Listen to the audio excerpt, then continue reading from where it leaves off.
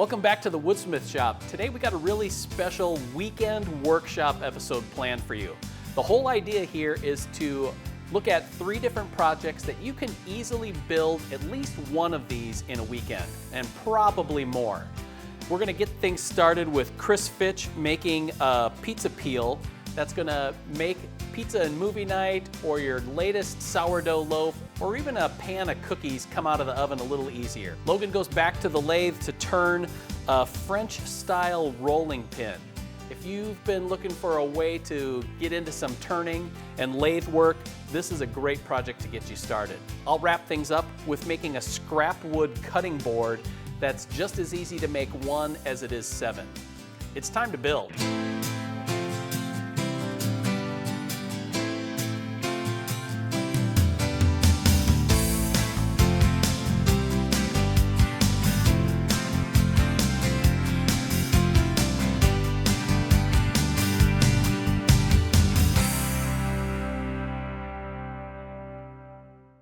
One of the reasons I like turning is these are quick projects.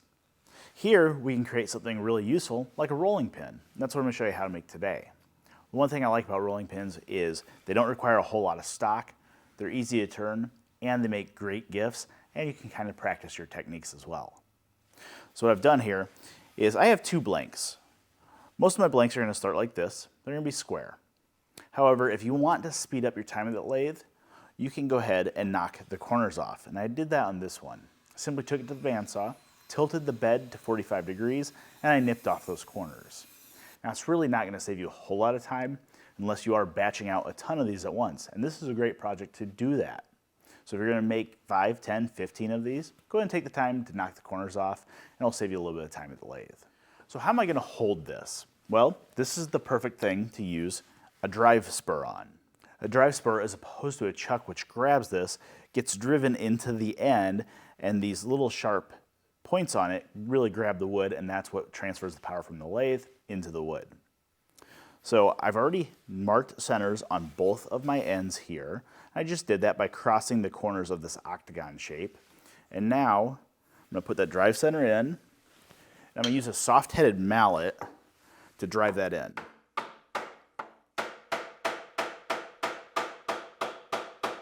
We want to make sure it gets a good bite. Looks good. So now that drive center goes in the headstock, and we can bring the tailstock up to the other center point. There we go. Looks like it's running pretty true. So now we have to rough this down. The shape I'm going to go for is going to be a French style rolling pin. It's going to be about a 9 or 10 inch working area in the center, and it's going to simply taper down on the ends. We're going to aim for about 20 inches overall length, but the length doesn't really matter. So we have a couple ways we can rough this down. I'm going to show you those. The first way is going to be with a spindle roughing gouge, and that's this guy here. It has a deep flute, and it's ground at about a 45-degree angle, but the profile from the end is pretty much straight across. And this is the tool we usually use to rough down spindles. And when I'm talking about a spindle, I mean anything that has the grain orientation running the length of the bed. That would be as opposed to faceplate work, which is like doing a bowl where the grain is actually perpendicular to the bed. So to make my cuts on this, I'm going to position my tool rest so that when I'm holding the gouge, it's going to cut right at the center line. And then we have 2 different ways we can approach the wood with this tool. We're always going to approach it rubbing the bevel first, and then we'll raise the handle, which is going to lower the cutting edge until it starts taking a cut, and then we can move the tool back and forth. But what I mean by 2 different ways we can approach it is we can use the bottom of the flute, which is going to be the rounded portion, or we can roll the tool on its side and use the straight portion. When I'm working on something straight like this rolling pin, which is going to be a little tapered, but it's mainly a straight cut, I'm going to use that wing because it is a flatter cutting surface. It's much easier to make a flat surface using a flat cutting surface. So I'm going to go ahead and make that cut and kind of float back and forth on the tool rest and rough this down until it is round. So you can see that spindle roughing gouge really takes away those corners super quickly. Now as you're turning, you can actually check if it's round yet by resting your tool on top of the workpiece. If it bounces, you still have a flat spot. But if you rest your tool on the top and it runs smooth, you know you've got it down to a cylinder. I'll show you that real quick. So over here, the tool is bouncing. That's because those corners are hitting, so we know it's not round. But if we go over here, the tool runs smoothly, and we know that it's a perfect cylinder because it doesn't bounce. So now the spindle roughing gouge works really well, but like in most of woodworking, there's other tools we could use. Another tool that we could use to do this same type of thing is this guy. This is a skew chisel. The skew chisel really is a spindle turner's best friend, in my opinion. You can rough with it, you can make planing cuts, which are nice and smooth, and you can cut in details like beads and even a couple of coves. Let me show you how we were going to rough with this. So with this skew chisel, I've ground this so that there is about 1/3 of the tool that is a flat section, and then it kind of dips off into this short point here. And we'll use that short point in a bit, but for this first roughing cut, it's going to be a peeling cut. So I'm going to let that bevel rub on the wood once again, and I'm going to raise the handle with the skew chisel basically perpendicular to the workpiece. And we're just going to peel it off in steps, and we'll work across like that. Now that peeling cut works really well, but it doesn't exactly leave us a really smooth surface. So instead what we can do is we can use the skew chisel in a planing cut. This is going to be still a roughing cut, but you can use this cut with a little bit lighter touch to make really smooth cuts. So I've raised the tool rest so I'm cutting on the top 1/3 of the workpiece, and then we are going to use that short point. I'm going to lead that short point across, and that's going to help peel off those corners that are left. So I've already finished this end for the most part. What I've done here is marked the center line. Basically, with a French style rolling pin, we want the middle section to be crowned, but that's kind of our working area. So this will be the thickest part of the rolling pin, and it will slightly get narrower as we go out. So since we've defined that, I want to go ahead and just kind of blend this shape down, aiming for the same diameter. Another way to do this is to come in with the parting tool and give us some guidelines, kind of like I did for this center section. So I'll just go ahead and step down until I can see that form following in the waste from this tool, and then I'll pick up the spindle roughing gouge and blend that in.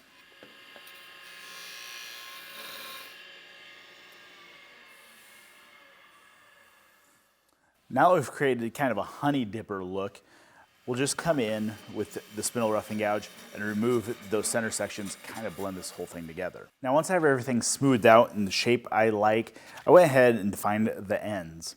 And I did that first with a parting tool, just to give me kind of an aiming point. And then I came back with a spindle gouge. And this detailed spindle gouge is just going to allow me to roll over those ends. So we don't have a sharp corner, because somebody's going to be rolling dough out and their fingers are going to roll off the edge. And we don't want that to be a sharp corner. We want it to be nice and smooth and rounded like everything else. So at this point, we can go ahead and sand it. I'm going to do 2 different steps here. The first is going to be a rough sanding. And that's going to really depend on how good of cut you got off your tool on what grit you want to start with. You can start with 80, or you can start with something like 120 here. Now when we're sanding spindles, we want to turn the speed way down. Not because the sandpaper is going to skip over stuff, but it's more to keep the heat down, because heat will really eat up the grit on the sandpaper. And you want to make that last as long as you can. And also, when I'm doing spindle work, I will sand with the lathe running at a slower speed like I just mentioned, but once I'm done sanding, I'll stop the lathe, and then I'll come back and I'll do some final passes following the grain. So I'm going to go ahead and do a little bit of a rough sand, and then we're going to add some details here on the end. Okay, so 120 gives us a really good finish. It's not quite where I want to apply a finish to it yet, but I want to do something first. We're going to add a little bit of detail here on the ends. This cherry is going to look great as is once we apply a finish. But by adding a little bit of detail, just adds a little eye appeal, especially if you're selling these at craft fairs and stuff. So what I'm going to do is I'm going to use my skew chisel, and I'm going to use the long point down, and I'm just going to make a couple of lines at the end. These are just detail lines, and I'm going to do 2 of them. The reason I'm going to do 2 instead of 3 is if you're doing 3, they have to be evenly spaced or they don't look good. If you're doing 2, it doesn't really matter because there's only 2. So I'm going to cut in those little grooves here at the end, and then My trick is to come in here with just a little broken piece of plastic laminate. And I just snapped this off a spare piece that we had, and I'm going to hold that in that groove as the lathe is running. What it's going to do is it's going to create a bunch of heat, it's going to start smoking, but it's going to burn a nice black line into my detail. Otherwise, that detail is going to kind of get washed out once we apply a finish, and this has been washed a couple of times, but burning it makes it stand out. And then we'll come back and finish it with our final grit. Because this is going to leave a little bit of fuzz around the edge, we don't want to pack it with a ton of sawdust. So we'll come back with 180 and finish sanding.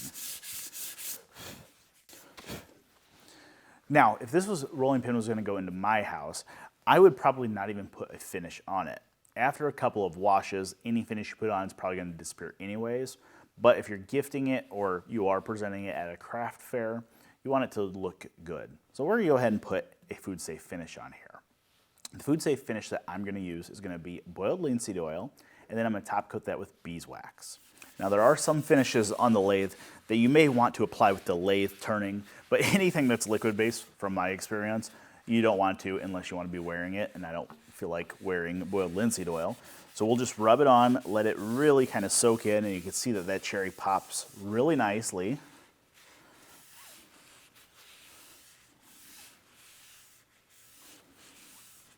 And now, with any oil-soaked rag, we're going to lay this flat and let it dry before we throw it in the garbage. And now we're going to apply some beeswax. This just is a stick of beeswax. I'm going to rub it on here with the lathe running. And what that's going to do is it's going to melt some of this beeswax onto the surface. And then we're going to come back with a cloth and we're going to melt it further. And that's going to even out that layer of wax and really soak it into the fibers. It's going to give it a little bit of water protection, so it might last a couple more washes. But it will eventually disappear anyways. There we are. That is a great sheen. Now we're ready to get it off the lathe. We can either pull the tailstock away and take this over and cut it at the workbench with a handsaw, or we can go ahead and part it off here. And I'll do it here. What I'm going to do is I'll go ahead and get both ends to where they are just a little nib holding them on, and then I'll go ahead and break through on one end. Then it's just a little bit of hand sanding to round those off. There we go. A little bit of hand sanding, and those ends are ready for a coat of linseed oil. Now this is a great, quick project. This cherry looks good, but if you have walnut, maple, or even some beech, it works really well for these rolling pins. They're a great, quick project, and they're easy to sell or give it as gifts. A pizza peel is a great addition to your kitchen. Not only does it get pizza out of the oven, it gets bread, and I use ours to carry things between the house and the grill. Super handy item to add. To start making the pizza peel, the first step is going to be to create a blank, 1/2 inch thick, 14 wide by approximately 24 inches long. So ideally you want to have quarter sawn material that it will be as stable as possible. But if you don't have that, that's okay. Just try and choose stock that has been acclimated to your shop, stable, and we want to glue it up in a couple of different pieces. So I've got 3 pieces here. Now a pizza peel is not going to go through the dishwasher, but we do want to make sure we use a waterproof glue. So epoxy, polyurethane, or in my case I'm going to use a type 3. So let's go ahead and start gluing up.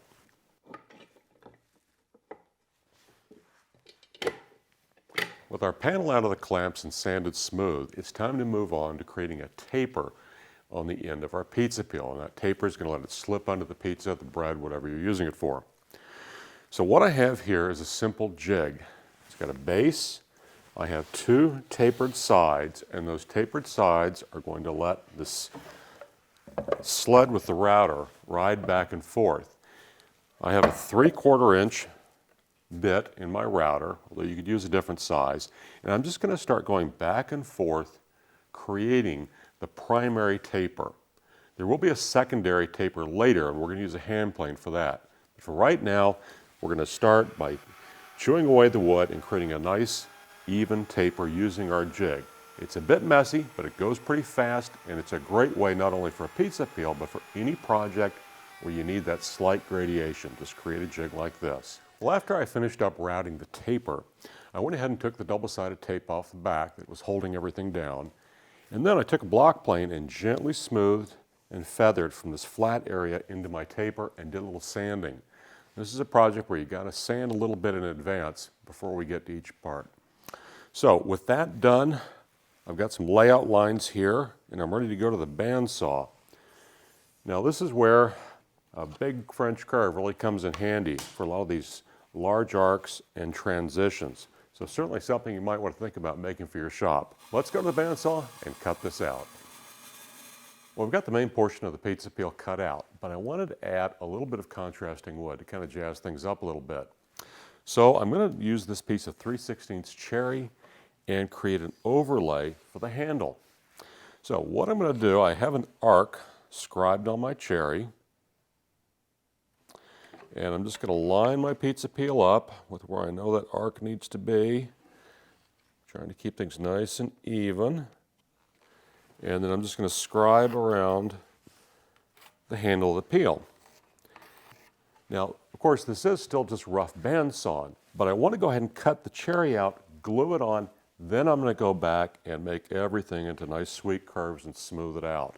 So we're going to cut the handle, I'm going to glue it on, I'll make everything nice and clean, and we'll meet back at the bench for the final details of our pizza peel. Well, after gluing the handle onto the main part of our pizza peel, I went ahead and let that dry and then carefully sanded using a drum sander and some hand sanding all the edges with particular attention to getting a nice good feel to the handle. Now that leaves one final task that we need to do, and that's put a secondary bevel on the front of our pizza peel so that it can slip under the pizza and the bread and so forth. What I'm going to do is just take a pencil and I'm going to go ahead and just strike a line about 3/4 of an inch back. And that's just a reference for me to use a block plane and work my way back to. I'll probably want the front edge to be a little shy of 1/8. I don't want it to be too thin, but once again, I don't want it to be too thick. It's got to slip under the pizza. So it's just going to take a little bit of work, and I'll just kind of go by eye and feel until it seems right. And we're going to work from both sides to avoid any split out on the edges. And there we go. We've completed a pizza peel. It's ready for a little bit of food grade mineral oil, and I think we're ready to make pizza.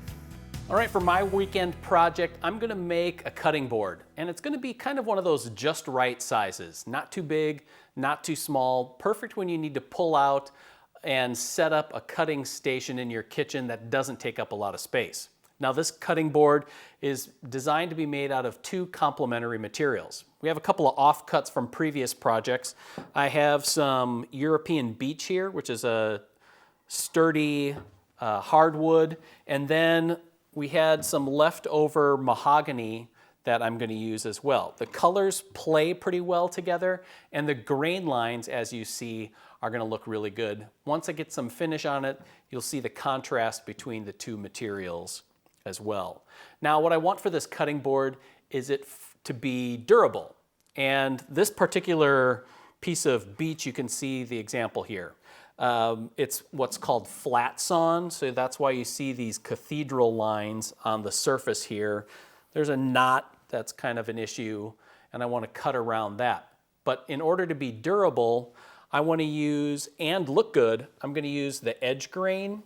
So you can see that I have these really nice straight lines coming off the beech, and that's going to look really nice. That's also a lot more durable than this plain sawn or flat sawn look. So on the end grain, if we look here, you can see I kind of got a smile shape going in terms of what the grain pattern looks like. I want to cut off thin strips from each side that maximize those grain lines coming off at close to right angles here. I'll do that on both of these pieces. I have enough strips here to make 2 cutting boards. So what I'm going to do is have one cutting board that has 3 of the lighter beech strips and 2 of the mahogany ones, and then just the opposite for the other, 2 of the beech and 3 of the mahogany. Now the key here is that even though cutting boards don't go in the dishwasher, you want to use a waterproof glue when you put them together because they are going to be exposed to getting them wiped down and dunked in the water just to clean them off. And I'm going to glue these up by species, so just the beech strips and just the mahogany strips, for no real reason other than to just simplify the process for me. With our 2 strips for the cutting board, we can take the clamps off and then glue those up into a single blank. And once that's dry, it's time to head over to the joiner and the planer and clean up the surfaces, which is where we are now. You can really see now the separation between the beech and the mahogany and how cool this is going to look. Now the next step is to add those asymmetrical curves that define the look of this cutting board. There's a couple ways you can go about it. What I've done on this face is marked off the various offsets where the curves start and stop. I've also marked the location of the finger hole or the hang hole, and you can just kind of add that in with a dimple on with an awl. And then to draw in the curves, grab a large French curve. You can pick these up at art stores or craft stores.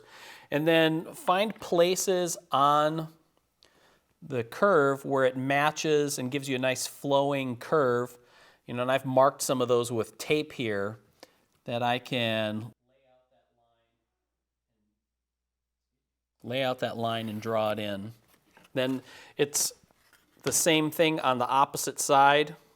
Just find where that curve is. So what we have here, it's all laid out, we're ready to go. Now there's another way that you can do it, and this is good if you're going to be making a number of these cutting boards where you want to be able to kind of crank them out.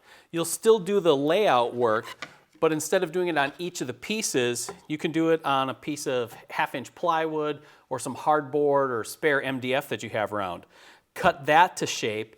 Now what you have is a template that you can just set over the top of your piece and trace it.